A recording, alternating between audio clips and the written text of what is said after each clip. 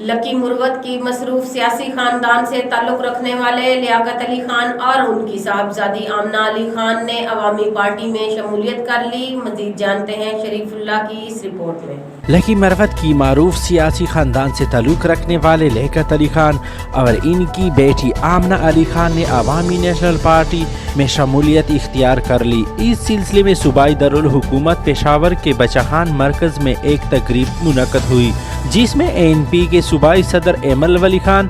صوبائی general secretary سردار حسین ببک، شہی خان شیرانی، صوبائی council کی رکن ملک ریاض خان مروت، لکی مروت کے ضلعی صدر ملک علی سرور خان، ضلعی جنرل سیکرٹری فرمان اللہ اور سینئر رہنما ہمایون خان سمیت دیگر نے شرکت کی۔